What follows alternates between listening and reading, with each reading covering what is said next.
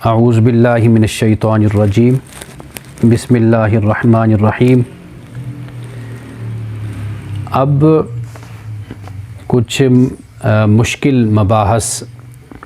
اور بحثیں شروع ہو رہی ہیں، اس لیے بڑی توجہ کے ساتھ یہ ساری بات سننی ہوگی اور سمجھنی ہوگی، اور ان باتوں کے سمجھنے سے قرآن مجید کا فہم اور قرآن مجید کی سمجھ آسان ہو جاتی ہے۔ پہلے ہم نے بات کی تھی، آپ کو یاد ہوگا کہ قرآن مجید کے سمجھنے میں جو مشکلات پیش آتی ہیں اس پہ ہم نے باب ثانی میں ہم نے بات کی تھی، یعنی یہ جو اب ہم پڑھ رہے ہیں یہ دوسرا باب ہے، اور آج ہم دوسرے باب کی پہلی فصل کو ہم شروع کریں گے۔ لیکن اس سے پہلے کچھ باتیں گزشتہ سیشن کے حوالے سے میں چاہتا ہوں کہ ایک طائرانہ نظر ہم ڈال لیں اس پہ۔ وہ یہ کہ فہم مراد میں، یعنی جو مراد اور مقصود ہے اس کے سمجھنے میں جو دشواریاں پیش آتی ہیں ان کے اسباب کیا ہیں، اس پہ ہم نے گزشتہ سیشن میں بات کی تھی۔ جیسے بتایا تھا کہ اس کے 10 اسباب ہیں۔ ایک تو یہ ہے کہ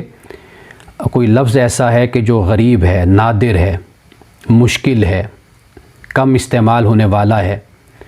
تو اس کی وجہ سے بھی مشکل پیش آتی ہے مراد تک پہنچنے اور مراد کو سمجھنے میں۔ اور دوسرا ناسخ و منسوخ کی بحث ہے، اور تیسرا شان نزول سے غافل ہونے کی وجہ سے بھی یہ مشکل پیش آتی ہے، اور چوتھا یہ کہ کبھی مضاف یا موصوف وہ حذف ہوتا ہے یا ان کے علاوہ کچھ بھی، تو اس حذف ہونے کی وجہ سے سمجھ نہیں آتی، اور کبھی ایک چیز کو دوسری چیز سے بدلنے کی وجہ سے بھی، یعنی ایک حرف ہے وہ دوسرے حرف سے بدل جاتا ہے، ایک اسم ہے وہ دوسرے اسم سے، یا ایک فعل دوسرے فعل سے، اور کبھی جمع کو مفرد کی جگہ، کبھی مفرد کو جمع کی جگہ، تو اس سے بھی مشکل پیش آتی ہے مراد کو اور مقصود کو سمجھنے میں۔ اور پھر اس سے آگے یہ ہوتا ہے کہ یعنی یہ میں نے جو بتائی آپ کو یہ 5ویں وجہ ہے، اور چھٹی وجہ یہ ہوتی ہے کہ مؤخر کر دیا جاتا ہے ایک بات کو، یعنی جس کو مقدم کرنا چاہیے تھا اس کو مؤخر کر دیا جاتا ہے، جس کو مؤخر کرنا چاہیے تو اس کو مقدم کر دیا جاتا ہے۔ اور کبھی ضمیروں کی وجہ سے بھی، یعنی مختلف ہونے یا انتشار کی وجہ سے، اس سے بھی مشکل پیش آتی ہے فہم مراد میں۔ اور 8واں یہ ہے کہ کبھی تکرار اور اتناب کی وجہ سے، اور 9واں کبھی اختصار اور ایجاز کی وجہ سے، کبھی بات کو طوالت کے ساتھ بیان کیا جاتا ہے، تفصیل کے ساتھ، اور کبھی بات کو بہت مختصر انداز میں بیان کیا جاتا ہے، تو اس سے بھی مقصود اور مراد کو سمجھنے میں مشکل پیش آتی ہے۔ اور 10واں جو سبب ہے وہ ہے کہ کنایہ، تعریض، متشابہ اور مجاز عقلی،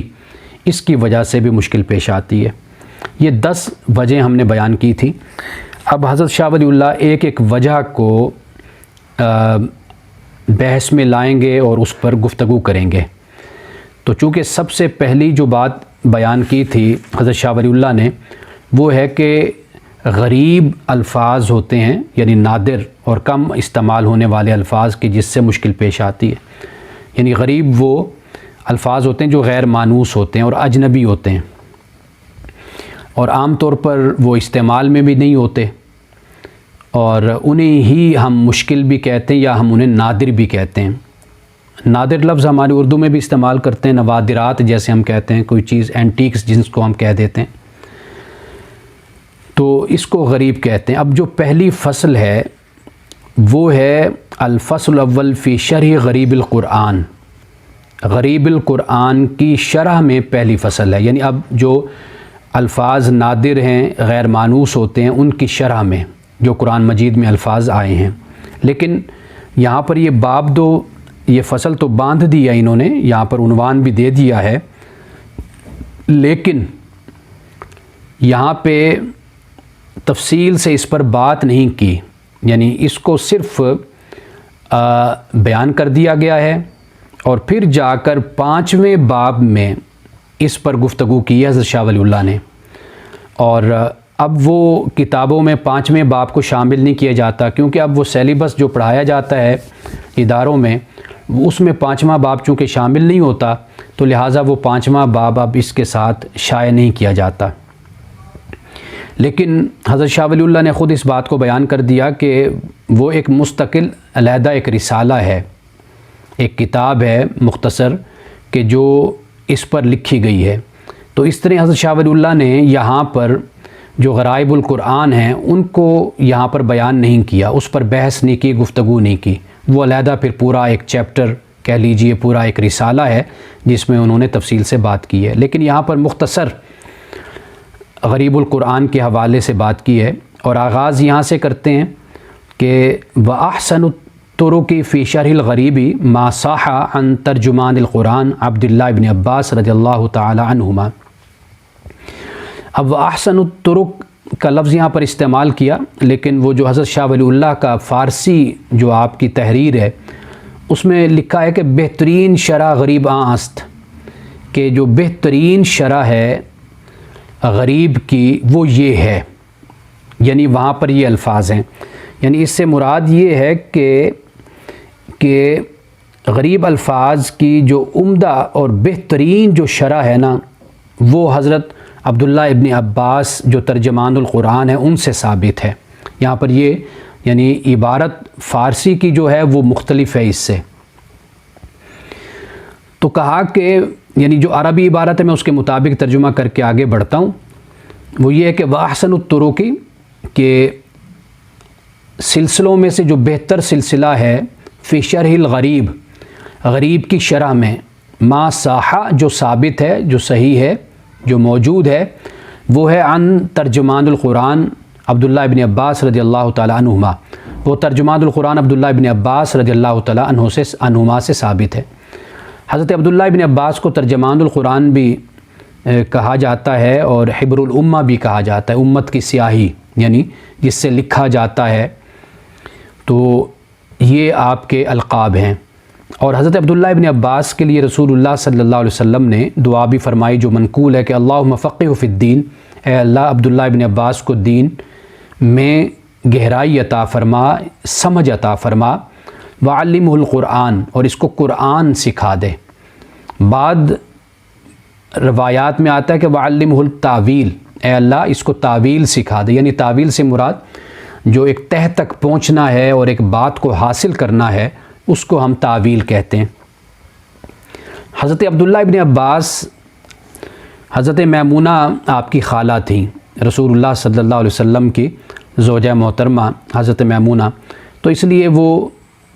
رسول اللہ کے گھر آنا جانا بھی تھا۔ عبداللہ ابن عباس بہت کم عمری میں وہاں پر رہے، رسول اللہ صلی اللہ علیہ وسلم کی خلوت کو دیکھا، آپ کی صحبت میں بیٹھے، گھر میں رہے، تو 12-13 سال کی عمر میں ہی یعنی اس عمر تک ہی اللہ سبحانہ و تعالیٰ نے آپ کو قرآن کا علم عطا کیا تھا۔ تو اس لیے حضرت عبداللہ ابن عباس کی تفسیر ابن عباس بھی ہمارے ہاں موجود ہے۔ ویسے تو آپ کے جو طرق بیان کیے جاتے ہیں، یعنی طرق سے مراد ہے کہ جن سلسلوں سے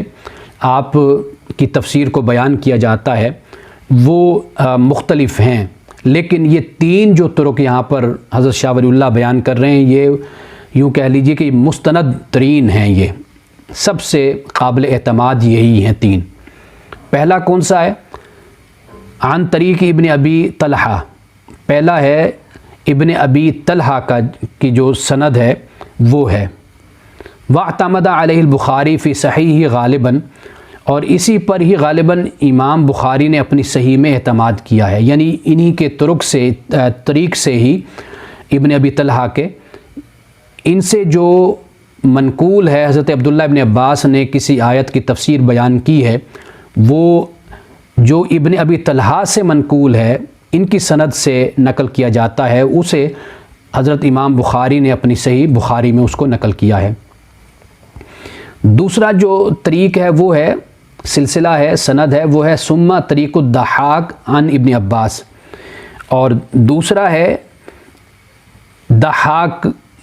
کی سند سے، یہ دوسری سند ہو جاتی ہے۔ اور تیسری جو سند ہے وہ ہے وَأَجْوِبَةُ ابن عباس عن سوالات نافع بن الازرق، نافع بن الازرق کے سوالات تھے، اس کے جوابات دیے تھے حضرت عبداللہ ابن عباس نے۔ یعنی یہ جو نافع بن الازرق ہے، اس نے قرآن مجید کی آیات کے بارے میں حضرت عبداللہ ابن عباس سے سوالات کیے تھے، تو اس کے جوابات حضرت عبداللہ ابن عباس نے دیے تھے۔ تو وہ جو اس روایت سے بھی، جو اس سند سے بھی جو بیان کیے جاتے ہیں کہ یہ سوالات تھے اور ان سوالات کے جواب حضرت عبداللہ ابن عباس نے یہ دیے تھے، یہ تیسرا طریق ہو جاتا ہے، تیسری سند ہو جاتی ہے، تیسرا سلسلہ ہو جاتا ہے۔ یہ تین سلسلے ہیں۔ وقد ذکر السیوطی ھذہ الطرق الثلاثہ فی کتابہ، اور یہ تین طریقے ہیں، طرق ہیں کہ جنہیں امام جلال الدین سیوطی نے اپنی کتاب الاتقان فی علوم القرآن میں بیان کیا ہے۔ الاتقان فی علوم القرآن بڑی مشہور کتاب ہے، اور اس میں یہ تمام ابحاث موجود ہیں۔ ثم ما نقلہ البخاری من شرح الغریب عن ائمۃ التفسیر، اب اس کے بعد یہ تین تو مستند ترین طرق ہو گئے، اسناد ہو گئی، سلسلے ہو گئے۔ اب اس کے بعد بیان کرتے ہیں کہ امام بخاری نے نقل کیا ہے اس کو، اس غریب یعنی شرح غریب کو، جو مقامات قرآن کے ہیں، جو الفاظ غریب ہیں، ان الفاظ کی شرح کو نقل کیا ہے عن ائمۃ التفسیر، تفسیر کے ائمہ سے۔ وہ تفسیر کے ائمہ کون ہیں؟ وہ حضرت مجاہد ہیں، امام حسن بصری ہیں، اور امام قتادہ ہیں، سعید بن المسیب ہیں، اور اس کے علاوہ ابن عیینہ ہیں، اور معمر ہیں، ایسے اور جن کو تفسیر کے امام جن کو کہا جاتا ہے، ان سے بھی حضرت امام بخاری نے غرائب کی شرح میں نقل کیا ہے، ان سے بھی روایت کیا ہے۔ ثم ما رواہ سائر المفسرین عن الصحابۃ والتابعین، پھر کہ اسے روایت کیا دیگر عام مفسرین نے صحابہ سے، تابعین سے، واتباعہم اور ان کے پیروی کرنے والوں سے، یعنی تبع تابعین سے، رضی اللہ عنہم، من شرح غریب القرآن، غرائب القرآن کی شرح کے بارے میں۔ یعنی اب یوں دیکھ لیجئے کہ یہ چار یہاں پر یہ بیان کر رہے ہیں۔ پہلی سند ہو جاتی ہے کہ جو ابن ابی طلحہ سے ہے، اور دوسرے ہو جاتی ہے ضحاک کی، اور تیسری ہو جاتی ہے نافع بن الازرق کہ جس نے سوالات کیے اور حضرت عبداللہ بن عباس نے جوابات دیے۔ ان کو ذکر کر دی امام جلال الدین سیوطی نے اپنی کتاب الاتقان فی علوم القرآن میں۔ اب چوتھی بات یہ بیان کر رہے ہیں کہ امام بخاری نے شرح غریب کے حوالے سے جو تفسیر کے امام ہیں ان سے بھی نقل کیے ہیں اقوال، یعنی کسی آیت کی تفسیر اور تشریح اگر کسی امام نے کی ہے جو تفسیر کے امام ہیں تو ان کو بھی نقل کر دیا۔ اور پھر اس کے علاوہ دیگر جو عام مفسرین ہیں ان کے اگر کوئی اقوال صحابہ سے اور تابعین سے اور تبع تابعین سے ملتے ہیں، یعنی ان کو بھی پھر انہوں نے نقل کر دیا ہے۔ یہاں تک بات ہو گئی۔ اب اس سے آگے حضرت شاہ ولی اللہ یہ فرماتے ہیں وَأَرَى مِنَ الْمُنَاسِبِ أَنْ أَجْمَعَ فِي الْبَابِ الْخَامِسِ مِنْ هَذِهِ الرِّسَالَةِ جُمْلَةً صَالِحَةً مِنْ شَرْحِ غریب القرآن مع بیان اسباب النزول، اور کہتے ہیں کہ میں مناسب یہ دیکھتا ہوں کہ میں جمع کر دوں 5ویں باب میں اس رسالے کے جملتاً صالحتاً تمام معتبر باتیں من شرح غریب القرآن، غریب القرآن کی شرح کے حوالے سے، مع بیان اسباب النزول، اسباب نزول کے بیان کے ساتھ کہ نزول کے اسباب کیا تھے، یعنی شان نزول کیا تھا، اس کے ساتھ میں بیان کر دوں۔ یہ میں شروع میں ہی آغاز میں ہی آپ کو بتا چکا ہوں کہ حضرت شاہ ولی اللہ نے باقاعدہ ایک علیحدہ رسالہ اس پر لکھا ہے، باب خامس پر، 5ویں باب پر، یعنی جس میں انہوں نے غرائب القرآن پر تفصیل سے گفتگو کی ہے۔ وَأَجْعَلَهَا رِسَالَةً مُسْتَقِلَّةً فَمَنْ شَاءَ ضَمَّهَا إِلَى هَذِهِ الرِّسَالَةِ وَمَنْ شَاءَ أَفْرَدَهَا عَلَى حَدَّةٍ، کہتے ہیں کہ میں نے مناسب سمجھا اور یہ مجھے مناسب لگا کہ میں اس کو جمع کر دوں، اس کو کر دوں ایک مستقل رسالہ پس جو چاہے اس کو شامل کر لے اس رسالے کے ساتھ، اور جو چاہے اس کو علیحدہ رکھے۔ یعنی اب یہ مرضی ہے کہ میں نے باقاعدہ اس شرح غریب القرآن پہ علیحدہ ایک رسالہ مستقل لکھ دیا ہے۔ بے شک اب آپ اس کتاب کا اس کو ضمیمہ سمجھ لیں، اس کا حصہ سمجھ لیں، اس طرح آپ اس کا مطالعہ کر لیں، یا ایک اس کو علیحدہ آپ کتاب ایک علیحدہ رسالہ خیال کر لیں تو آپ اس کو اس طرح پڑھ سکتے ہیں۔ آخر میں کہتے ہیں کہ وَلِلنَّاسِ فِيمَا يَعْشَقُونَ مَذَاهِبُ، کہ لوگ اسی راستے پر چلتے ہیں جس سے وہ محبت کرتے ہیں۔ یعنی مطلب یہ ہے کہ جو لوگوں کی اس مقام پہ جو ایک رجحان جو پسند ہوگی وہ اس کے مطابق ہی عمل کریں گے۔ یعنی اس کو یا تو اسی کا حصہ شامل کر لیں یا اس کو علیحدہ آپ مستقل طور پر اس کا مطالعہ کریں، اس کو آپ پڑھیں۔ تو اسی وجہ سے یہ جو رسالہ ہے شرح غریب القرآن، یہ علیحدہ پھر حضرت شاہ ولی اللہ کا وہ یعنی اس بحث پر مبنی جو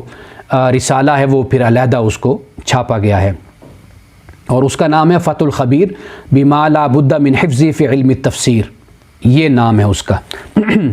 اس لیے میں نے آپ کو شروع میں بتا دیا کہ حضرت شاہ ولی اللہ نے اس پر کوئی تفصیل سے بات نہیں کی، یہاں پر بس یہ بتا دیا کہ فصل اول کس میں ہے، وہ غریب القرآن کی شرح میں ہے۔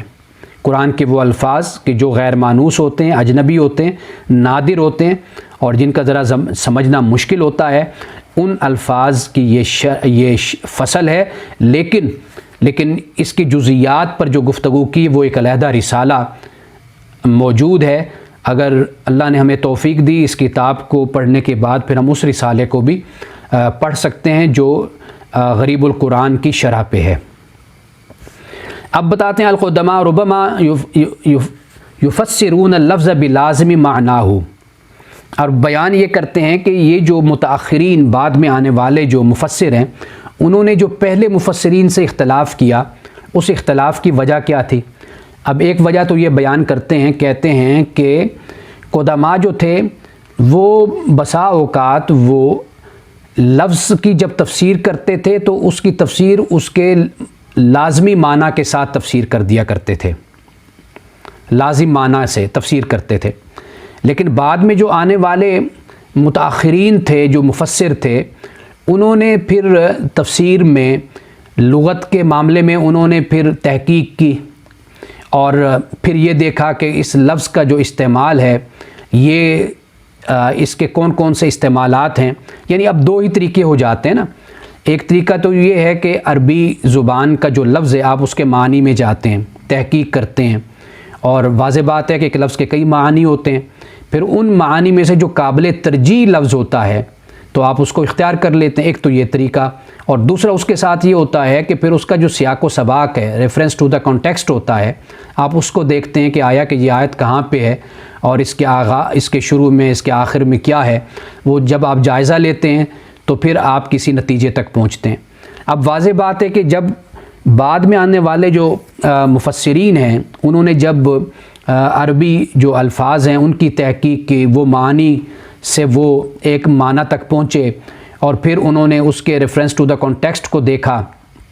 سیاق و سباق کو دیکھا، پھر وہ کسی نتیجے تک پہنچے۔ واضح بات ہے کہ یہ ایک انسان کی اپنی ذاتی کاوش اور محنت ہے کہ وہ ایک تحقیق سے ایک نتیجے تک پہنچتا ہے، یہ ساری عقلی ایک محنت اور کاوش ہے۔ تو یہاں پر جو اختلاف ہے وہ واضح بات ہے کہ اختلاف سامنے آئے گا، اور یہی بنیاد ہے کہ متاخرین کا متقدمین سے پھر اختلاف ہوا۔ اچھا، جو میں یہ بات بیان کر رہا ہوں کہ قدماء نے بسا اوقات لفظ کی جو تفسیر بیان کی ہے وہ اس کے لازم معنی کے ساتھ بیان کی۔ لازم معنی کیسے؟ مثال کے طور پر جیسے سورج ہے، شمس ہے۔ اب شمس کا ایک مطلب تو واضح بات ہے کہ اس کا لغوی معنی یا جو اس کی حقیقت ہے وہ یہی ہے کہ ایک سورج ہے کہ جب وہ روشن ہوتا ہے تو دن نکلتا ہے اور اس سے ہمیں تمازت اور حرارت ہمیں ملتی ہے، اور سورج کا ایک وجود ہے۔ جب کوئی لفظ سورج بولے گا یا شمس بولے گا تو ہمارے ذہن میں وہ آئے گا، یہ اس کا ایک حقیقی اور لغوی معنی ہو جاتا ہے۔ لیکن ایک اس کا لازم معنی جو ہوتا ہے وہ یہ ہوتا ہے کہ ہم سورج جب بولیں گے تو اس سے مراد دھوپ مراد لے لیتے ہیں، اس سے ہم مراد روشنی لے لیتے ہیں، اس سے مراد دن لے لیتے ہیں۔ اب جو متقدمین مفسر ہیں، پہلے جو قدماء مفسر ہیں، وہ لازم معنی لیا کرتے تھے، یعنی سورج اگر انہوں نے بولا تو انہوں نے دھوپ مراد لی، انہوں نے روشنی مراد لی، یا انہوں نے دن مراد لیا اس سے۔ لیکن جب متاخر آئے، آگے جو مفسر آئے اگلے زمانے میں، پھر انہوں نے اس شمس پر جب تحقیق کی، انہوں نے دیکھا کہ اس کا معنی یہ بنتا ہے، انہوں نے کہا کہ اس کا مطلب تو یہ سورج ہے۔ تو یہاں سے پھر انہوں نے متقدمین سے اختلاف کیا، یعنی انہوں نے لازم معنی نہیں لیا، انہوں نے لغوی معنی کی تحقیق کی اور پھر یہ دیکھا کہ اس کا سیاق و سباق کیا بنتا ہے اور اس کا ریفرنس ٹو دا کانٹیکسٹ کیا ہے، اس کی روشنی میں پھر انہوں نے تفسیر کی۔ تو واضح بات ہے کہ یہ جتنی بھی محنت اور کام ہے، تحقیق ہے، یہ انسان کی عقل پر مبنی ہے اور ان کی ذاتی محنت اور کاوش ہے، جس کی بنیاد پر پھر یہ اختلاف سامنے آ گیا۔ اب ہم اس عبارت کو پڑھتے ہیں، عبارت واضح ہو جائے گی۔ وَمِمَّا يَنبَغِي أَن يُعْلَمَ هُنَا،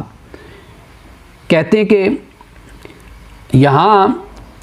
جن باتوں کا اور جن نکات کا جاننا مناسب ہے اور چاہیے کہ جانا جائے، وہ یہ ہے کہ ان صحابہ والتابعین رضی اللہ عنہم، کہ بے شک صحابہ اور تابعین ربما یفسرون اللفظ بلازم معناہ، کہ وہ اکثر طور پر تفسیر کرتے تھے لفظ کی اس کے لازم معنی کے ساتھ، جیسے میں نے آپ کو مثال کے ذریعے سے سمجھا دیا۔ وقد يتعقب المفسرون المتاخرون ذلك التفسیر القدیم، اور جب کہ جو آنے والے مفسر تھے متاخر، وہ پھر گرفت کرتے ہیں اس تفسیر قدیم کی، پرانی تفسیر کی گرفت کرتے ہیں۔ کس جہت سے اور کس پہلو سے گرفت کرتے ہیں؟ تتبع اللغت، لغت کی پیروی کرتے ہوئے، لغت کی تحقیق کے ذریعے سے، اور وتفحص موارد الاستعمال، اور استعمال کے مواقع کی تحقیق کے ذریعے سے، اس پہلو سے، یعنی تتبع اللغہ اور تفحص موارد الاستعمال، ان دو ذریعوں سے وہ، یعنی لغت کی وہ چھان بین کرتے ہیں، تحقیق کرتے ہیں، اور پھر جو استعمال کے جو مواقع ہیں ان کا تفحص کرتے ہیں۔ تفحص کا مطلب ہوتا ہے تفتیش کرنا، تفتیش کرتے ہیں، اس کی گہرائی میں جاتے ہیں، اس میں یعنی تحقیق کرتے ہیں، تو پھر اس سے کیا ہوتا ہے؟ واضح بات ہے کہ پھر اس سے اختلاف سامنے آتا ہے۔ والغرض المطلوب فی هذه رسالہ، اب کہتے ہیں کہ اب یہ جو رسالہ انہوں نے لکھا ہے، یہ جو میں نے ابھی آپ کو نام بتایا کہ فتح القبیر بما لا بد من حفظ فی علم التفسیر، کہتے ہیں کہ یہ جو رسالہ لکھا ہے اس کی غرض کیا ہے؟ اس کی غرض یہ کہ سرد تفسیرات السلف بعینہا، کہ ایک تو سلف کی جو تفسیرات ہیں ان کو بعین ہی اس کو نقل کر دیا جائے۔ اچھا، وَلِنَقْدِهَا وَتَنْقِيحِهَا مَوْضِعٌ آخر غیر حاضل موضع، کہتے ہیں کہ باقی جو نقد اور تنقیح ہے وہ کسی اور موقع پر وہ میں کام کروں گا اور اس کو نقل کروں گا۔ اب آخر میں کہتے ہیں کہ فَلِكُلِّ مَقَامٍ مَقَالٌ وَلِكُلِّ نُقْطَةٍ مَجَالٌ، کہتے ہیں کہ ہر جو گفتگو ہوتی ہے، کلام ہوتا ہے، اس کی اپنی ایک جگہ ہوتی ہے اور ہر نقطہ کا بھی ایک مقام ہوتا ہے۔ یعنی کہنے کا مقصد یہ ہے کہ جہاں جیسا موقع ہوتا ہے وہاں پر ویسی ہی پھر گفتگو کی جاتی ہے۔ تو چونکہ یہاں پر صرف میں نے آپ کو ایک مختصراً تعارف کے ساتھ بتا دیا ہے غریب القرآن کے حوالے سے، لیکن اس پر میں تفصیل کے ساتھ جو میں نے لکھا ہے وہ رسالہ فتح الخبیر ہے کہ جس میں یہ ساری بحث موجود ہے۔ اب فصل 2 میں، یعنی یہ فصل اول تھی، اب آپ دیکھیے کہ فصل اول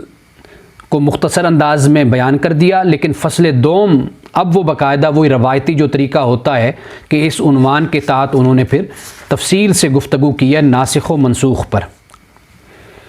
اب الفصل الثانی فی معرفت الناسخ والمنسوخ، فصل ثانی ہے ناسخ اور منسوخ کی معرفت میں۔ اب اس پر بڑی تفصیل سے گفتگو کرتے ہیں اور یہ بڑی دلچسپ ہے اور اس کو سمجھنے سے بڑے فوائد حاصل ہوں گے۔ من الموادع الصعبۃ فی علم التفسیر التی مباحثها کثیرۃ، کہتے ہیں کہ علم تفسیر میں جو مشکل مقامات ہیں ان میں سے ایک مقام یہ بھی ہے، اس لیے کہ اس کی مباحث بہت ہیں، یعنی بڑا اس پر بڑی بحثیں موجود ہیں، بڑی کتابیں اس پر لکھی گئی ہیں، والاختلاف فیہا واسع،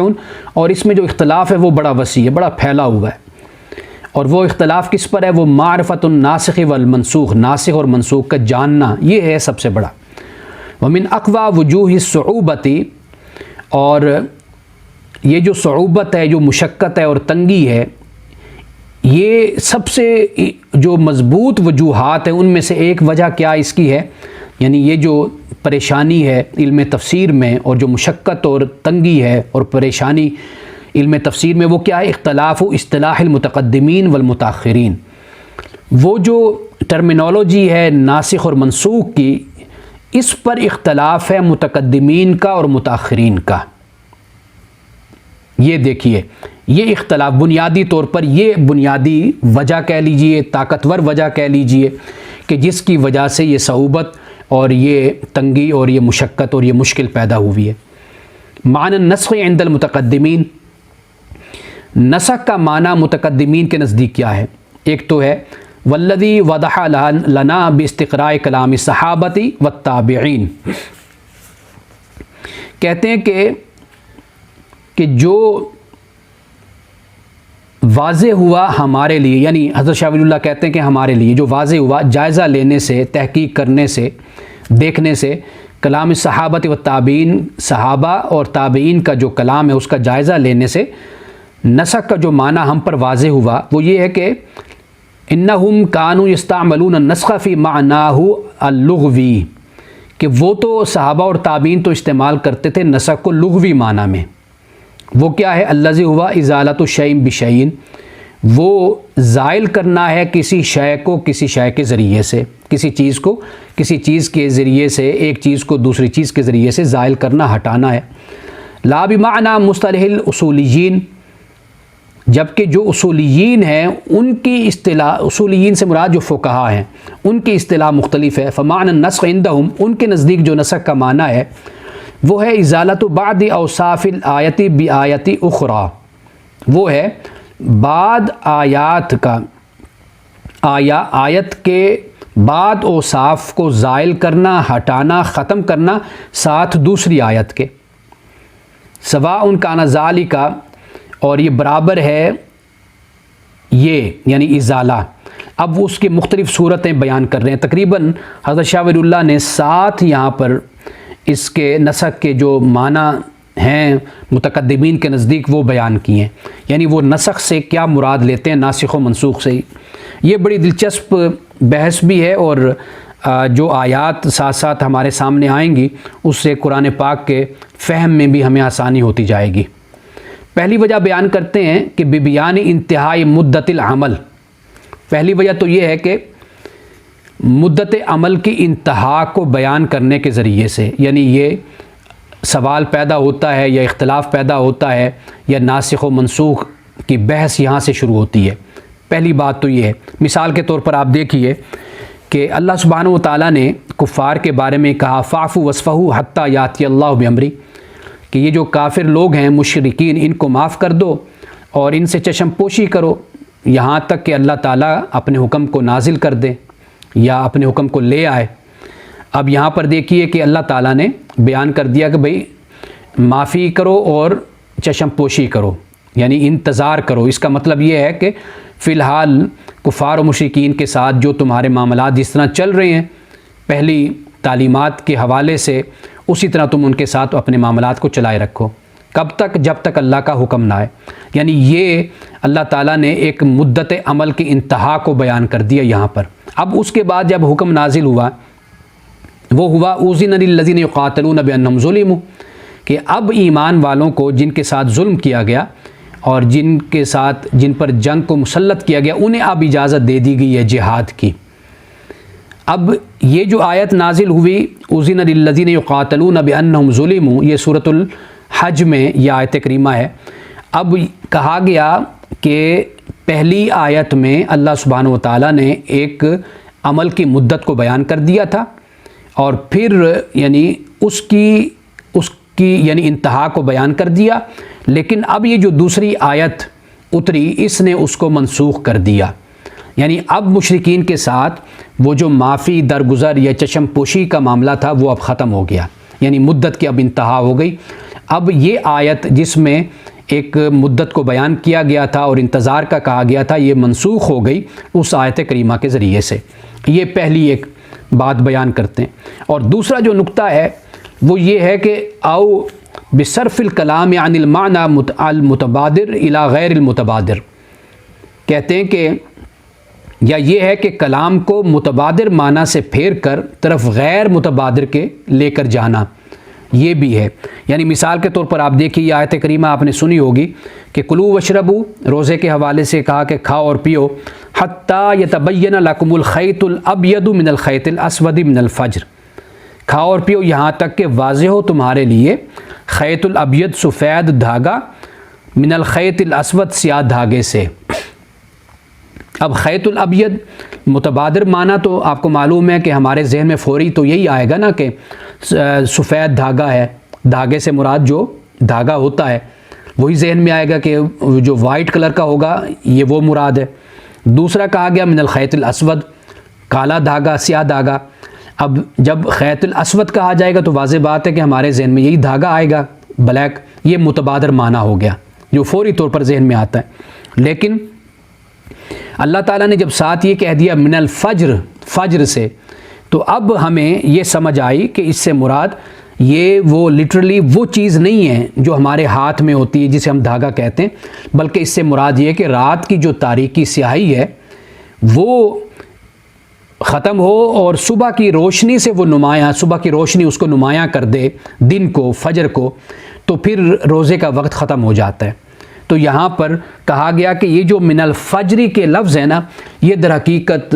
وہ جو متبادر معنی ہے اس کو اس نے منسوخ کر دیا۔ یعنی اب آپ دیکھیے کہ کتنا وسیع معنی تھا متقدمین کے نزدیک، اسی لیے حضرت شاہ ولی اللہ آگے جا کے بیان کرتے ہیں کہ ناسخ و منسوخ میں جو منسوخ آیتیں ہیں وہ تقریباً 500 بن جاتی ہیں متقدمین کے نزدیک، اور بات کہتے ہیں کہ اس سے بھی زیادہ بن جاتی ہیں، بلکہ حضرت شاہ ولی اللہ نے لکھا ہے کہ لا محدود، غیر محدود ہو جاتی ہیں، ہم شمار بھی نہیں کر سکتے، اتنی آیتیں پھر منسوخ ہو جاتی۔ اب وہ منسوخ کیسے ہیں؟ اب وہ آپ دیکھ رہے ہیں کہ جب ہم کہتے ہیں کہ جی اتنی منسوخ ہو گئی آیتیں، تو متقدمین اس طرح آیتوں کو کے نسخ کو سمجھتے تھے اور اس طرح بیان کرتے تھے۔ یعنی یہاں پر جب من الفجر کا لفظ آ گیا تو من الفجر کے لفظ نے متبادر معنی کو منسوخ کر دیا اور غیر متبادر معنی نے اس کی جگہ لے لی۔ اب تیسری بات جو بیان کر رہے ہیں وہ یہ ہے کہ او ببیان کون القید اتفاقیہ، کہ قید کے اتفاقی ہونے کے بیان کے ذریعے سے یہ نسخ ہونا۔ اب قید کے اب 2 قیدیں ہوتی ہیں، قید اتفاقی اور قید احترازی ہوتا ہے۔ یعنی میں قید اتفاقی کو بیان کر دیتا ہوں کہ کسی قید یا شرط کے متعلق، یعنی کسی قید یا شرط کے متعلق وضاحت کر دی جاتی ہے کہ یہ شرط لازمی اور ضروری نہیں ہے، یہ ویسے ہی اتفاقاً اس کو بیان کیا گیا ہے۔ اب مثال کے طور پر اس کی جو آیت کریمہ ہے وہ ہے وربائبکم اللاتی فی حجورکم من نسائکم اللاتی دخلتم بہن، یہ سورۃ النساء کی آیت نمبر 23 ہے، کہ جہاں پہ اللہ تعالیٰ نے محرمات کو بیان کیا کہ کن سے نکاح نہیں کیا جا سکتا۔ اللہ تعالیٰ نے کہا کہ جو تمہاری پروردہ ہوتی ہیں نا لڑکیاں، بچیاں، بیٹیاں جو تمہاری گود میں ہیں تمہاری عورتوں سے، یعنی پہلے خاوند کی سے طلاق ہوئی یا اس کی وفات ہو گئی، اب اس پہلے خاوند سے کوئی بیٹی ہے، اب جب دوسرے خاوند نے اس سے نکاح کیا دوسرے شخص نے، اب وہ جو سوتیلی بیٹی ہے اس سے تو کسی حال میں بھی نکاح نہیں ہو سکتا، یعنی اگر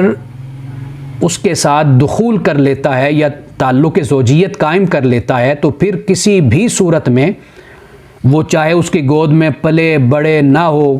لیکن صرف اس تعلق زوجیت کی بنیاد پر جو اس کی ماں کے ساتھ ہوا، اس کے بعد اب اس بیٹی کے ساتھ نکاح حرام ہو گیا، وہ بھی محرمات میں شامل ہوگی وہ بیٹی بھی۔ اب یہاں پر دیکھیے، اب یہ فی حجورکم کے الفاظ آتے ہیں کہ تمہاری گودوں میں، اب یہ قید جو ہے یہ اتفاقی ہے، یہ لازمی اور ضروری نہیں ہے۔ یعنی قرآن یہ بیان کرتا ہے کہ اگر مثال کے طور پر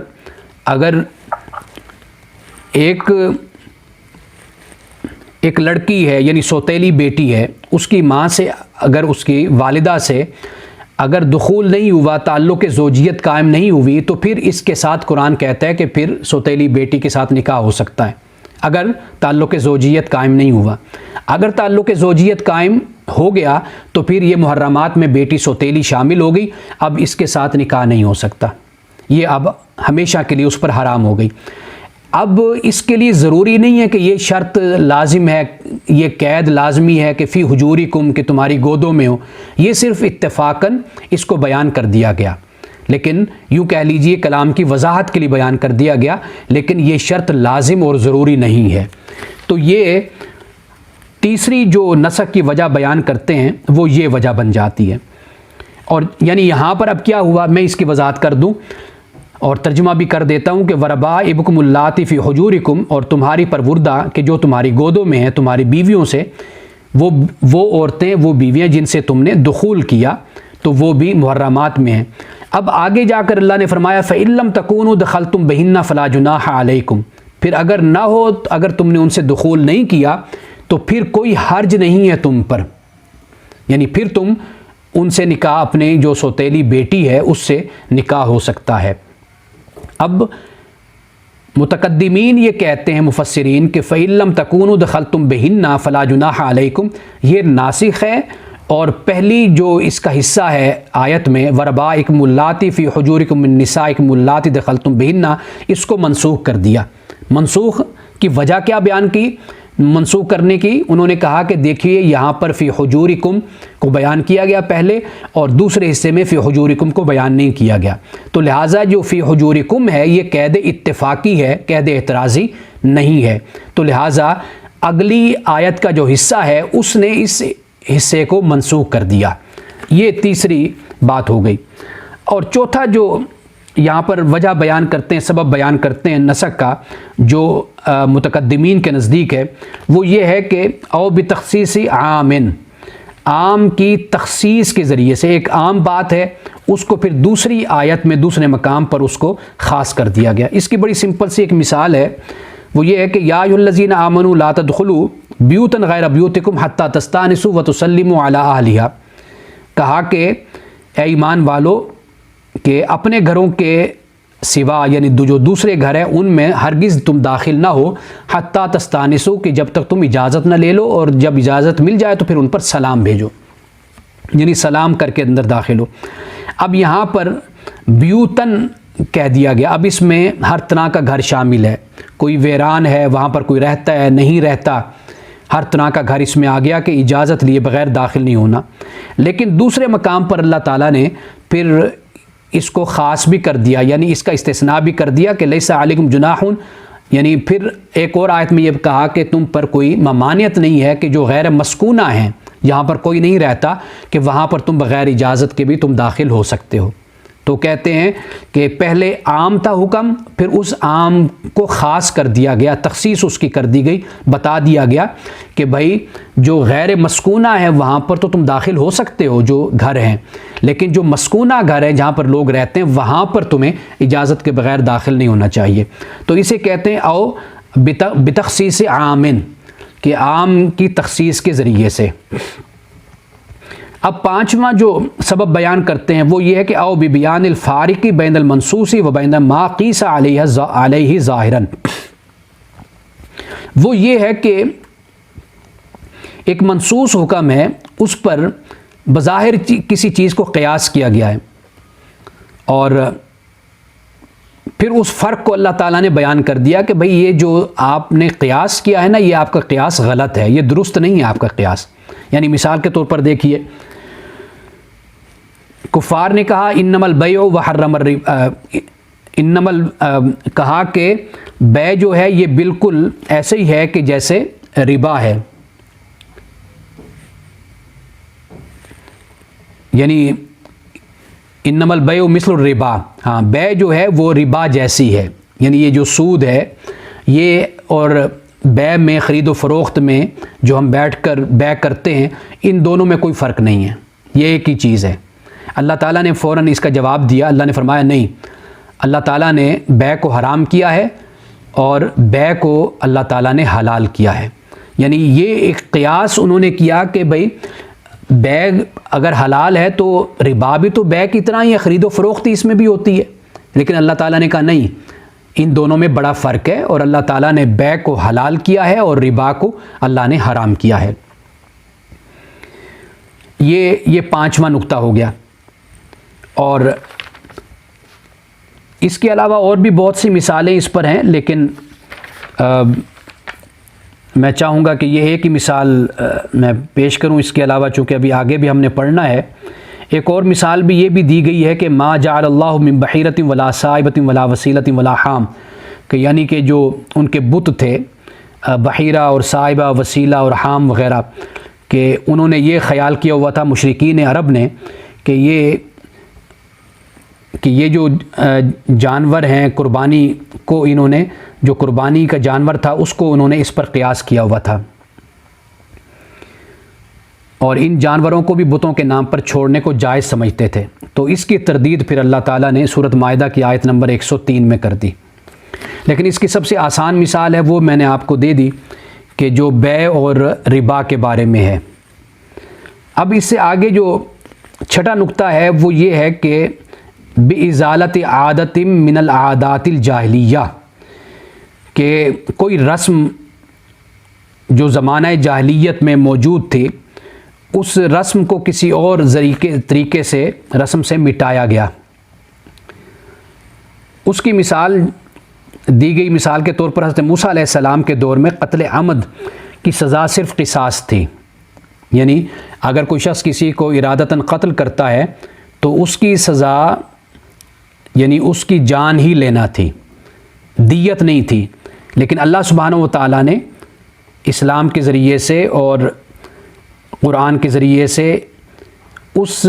میں اللہ تعالیٰ نے ایک دوسری صورت کو بیان کیا ہے، اور وہ کیا ہے؟ وہ یہ ہے کہ نہیں، یہ اس کی مثال نہیں بنتی، اس کی مثال اور ہے، وہ میں بیان کرتا ہوں۔ یہ ہے اس 7ویں صورت کی مثال بنتی ہے، یہ حضرت موسیٰ علیہ السلام کے حوالے سے جو شریعت میں قتل عمد تھا۔ چھٹی جو صورت بنتی ہے مثال کے طور پر، قرآن نے بیان کیا سورۃ النساء میں، وَلَا تَنْكِحُوا مَا نَكَحَ آبَاؤُكُم مِّنَ النِّسَاءِ إِلَّا مَا قَدْ سَلَفَ۔ عرب میں اپنی سوتیلی ماں سے نکاح کر لیا جاتا تھا، تو اللہ تعالیٰ نے اس کو ختم کیا۔ کیا فرمایا؟ وَلَا تَنْكِحُوا، نہ تم نکاح کرو، مَا نَكَحَ آبَاؤُكُم مِّنَ النِّسَاءِ، جو نکاح کیا تمہارے آبا نے عورتوں سے، الا ما قد سلف، مگر وہ جو گزر گیا۔ یہ قرآن پاک نے اس کو بیان کر دیا۔ اور دوسری مثال یہ ہے کہ وہ بیت اللہ شریف کا جب طواف کرتے تھے تو وہ بے لباس ہو کر طواف کرتے تھے، تو اللہ تعالیٰ نے کیا فرمایا؟ یا بنی آدم خذوا زینتکم عند کل مسجد، کہ مسجد کے وقت یعنی جب عبادت کا وقت ہوتا ہے تو وہاں پر اپنی زینت کو لے لو، یعنی اچھا لباس پہنو اور اچھے طریقے سے اللہ کی بارگاہ میں تم حاضر ہو۔ تو یہ رسم بد ہے، یعنی متقدمین کے نزدیک یہ بھی آیت ہے، اس نے منسوخ کر دیا رسم بد کو، بری رسم کا خاتمہ کر دیا۔ تو یہ اس کو بھی ناسخ و منسوخ میں شمار کرتے تھے متقدمین۔ اب ہے 7ویں مثال، او برفع شریعت من الشراع السابقہ، کہ گزشتہ شریعتوں کا کوئی حکم ہے، اس کو ایک شریعت کے ذریعے سے اس حکم کو اٹھا دینا، ختم کر دینا۔ یعنی مثال کے طور پر دیکھیے، یہ جو میں نے ابھی مثال آپ کو دی تھی کہ حضرت موسیٰ علیہ السلام کی شریعت میں قتل عمد کی سزا صرف اور صرف قصاص ہی تھی، یعنی کوئی دیت نہیں تھی۔ رسول اللہ صلی اللہ علیہ وسلم جب تشریف لائے تو اب دیکھیے قرآن پاک نے یہ کہا کہ فمن عفی لہ من اخیہ شیء فاتباع بالمعروف واداء الیہ باحسان ذالک تخفیف من ربکم ورحمہ۔ یہاں پر اب صورت اللہ تعالیٰ نے دیت کی بیان کر دی کہ اگر تمہارا بھائی یعنی اگر تم سے قتل ہو گیا، تم نے قتل کیا، اگر اب تمہارے بھائی نے تمہیں معاف کر دیا، یعنی جو پیچھے ورثاء ہیں انہوں نے معاف کر دیا، تو اب تمہیں چاہیے کہ اچھے طریقے سے تم ان کے ساتھ چلو اور جو طے پایا ہے جو معاوضہ وہ تم ان کو ادا کرو۔ اب یہ قرآن پاک نے فرمایا ذالک تخفیف من ربکم ورحمۃ، اور یہ تخفیف ہے تمہارے رب کی طرف سے اور رحمت ہے۔ اب یہ 7 مقام اسباب بیان کیے حضرت شاہ ولی اللہ نے کہ متقدمین جو مفسرین ہیں وہ یعنی صحابہ اور تابعین جو بھی ہیں وہ یہ معنی مراد لیا کرتے تھے ناسخ و منسوخ سے، اس لیے قرآن کی بہت سی آیات پھر ناسخ و منسوخ کی اس بحث میں آ جاتی ہیں، نسخ میں آ جاتی ہیں۔ لیکن اب اس کے آگے کہتے ہیں کہ عدد الآیات المنسوخۃ عند المتقدمین، آیات منسوخہ کی تعداد متقدمین کے نزدیک اب کیا ہے؟ اب دیکھیے فاتسع باب النسخ عندہم، تو وسیع ہو گیا نسخ کا باب ان کے نزدیک، متقدمین کے نزدیک اب نسخ کا دروازہ کھل گیا، وسیع ہو گیا۔ فکثر جولان العقل فیہا، اور عقل کی جو جولان ہے اس میں زیادہ ہو گئی، یعنی کثیر ہو گئی عقل کی جولان، جولان سے مراد یعنی گھومنا، عقل کا پھرنا۔ واتسعت الدائرہ دائرۃ الاختلاف لدیہم، اور اختلاف کا دائرہ ان کے نزدیک پھر وسیع ہو گیا۔ ولذالک بلغت الآیات المنسوخۃ عندہم الی 500 آیۃ، اور اسی لیے آیات منسوخہ ان کے نزدیک پہنچ گئی 500 آیتوں تک، 500 آیتیں۔ بل اذا حققت النظر تجدها غیر محصورہ، کہتے ہیں کہ اگر تم ذرا تھوڑا سا گہری نظر سے دیکھو گے تو تم زیادہ یعنی آیات کو پاؤ گے، 500 سے بھی زیادہ غیر محدود آیات ہیں۔ وَأَمَّا المنسوخ، اور باہر المنسوخ حسب اصطلاح المتاخرین، متاخرین کی اصطلاح کے مطابق فلا يتجاوز العدد القلیل، وہ پھر متجاوز نہیں ہوتی عدد قلیل سے، یعنی کم ہی پھر آیات ہیں جو منسوخ ہوتی ہیں۔ لا سیما حسب ما اخترناہ من التوجیہ، خصوصاً وہ جو ہم نے اختیار کیا اس کے بارے میں، جو توجیہ ہم نے اختیار کی، خصوصاً اس حوالے سے، اس کی وجہ سے آیات واقعی کم رہ جاتی ہیں۔ اب اس سے آگے بیان کرتے ہیں الآیات المنسوخہ عند المتاخرین، متاخرین کے نزدیک منسوخہ آیات اب وہ کتنی ہیں؟ وقد ذکر شیخ جلال الدین السیوطی فی الاتقان عن بعض العلماء، کہ شیخ جلال الدین سیوطی نے الاتقان فی علوم القرآن میں بعض علماء کے حوالے سے اس کا بیان کیا ہے کہ ما ذکرناہ آنفا، کہ جسے ہم بھی یہاں پر ابھی بیان کرتے ہیں، تقریر مبسوط کما ینبغی، ساتھ ایک مبسوط تقریر کے ساتھ، کہ جس کی ضرورت ہے، جسے چاہیے کہ یہاں پر بیان کیا جائے، یعنی وہ آگے جا کر پھر بات کریں گے حضرت شاہ ولی اللہ۔ ثم حرر المنسوخہ، پھر تحریر کیا شیخ جلال الدین سیوطی نے منسوخ آیات کو طبقہ رائے المتاخرین، متاخرین کی رائے کے مطابق، اور موافقاً رائے شیخ ابن العربی، اور شیخ ابن العربی کی رائے کی موافقت میں حضرت شیخ جلال الدین سیوطی نے پھر جو متاخرین کی رائے ہے اس کو پھر نقل کیا ہے۔ فعدہ قریبا من 20 آیتاً، انہوں نے پھر شمار کیا ہے تقریباً کوئی 20 آیتیں بنتی ہیں۔ اچھا، یہ شیخ ابن العربی یہ شیخ اکبر نہیں ہیں، یہ اور ایک اندلس کے عالم تھے اور تفسیر اور حدیث کے ماہر بھی تھے، فقہ میں حضرت امام مالک کے پیروکار تھے۔ یہ بھی قاضی ابو بکر محمد بن عبداللہ ان کا نام ہے، ان کو بھی ابن العربی کہا جاتا ہے، لیکن یہ وہ ابن العربی نہیں ہیں۔ یعنی شیخ ابن العربی نے تقریباً کوئی 20 آیتیں بیان کی ہیں، تو شیخ جلال الدین سیوطی بھی انہی 20 کو بیان کرتے ہیں اپنی کتاب الاتقان فی علوم القرآن میں۔ وللفقیر فی اکثرها نظر فلنورد کلامہ مع التعقیب، اور کہتے ہیں کہ یہ جو 20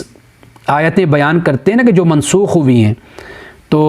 حضرت شاہ ولی اللہ اپنے آپ کو کہہ رہے ہیں کہ فقیر کے لیے اس میں بھی زیادہ آیتیں جون سی ہیں، ان پر یعنی کلام ہے فقیر کے نزدیک۔ یعنی حضرت شاہ ولی اللہ کہتے ہیں کہ بھئی یہ جو 20 آیتیں ہیں، ان 20 آیتوں پر بھی ابھی کلام ہو سکتا ہے، ان پر گفتگو ہو سکتی ہے، اور کہتے ہیں کہ مجھے ان پر ایک اعتراض یا سوال ہے کہ یہ 20 آیتیں نہیں ہیں بلکہ اس سے بھی کم ہو جاتی ہیں۔ تو یہاں پر مختصر حضرت شاہ ولی اللہ نے ناسخ و منسوخ کی بحث پہ گفتگو کی ہے، لیکن اب آگے جو انشاءاللہ ہم آئندہ پڑھیں گے اس میں وہ جو آیتیں منسوخ ہیں ان کی تفصیل پھر بیان کی جائے گی۔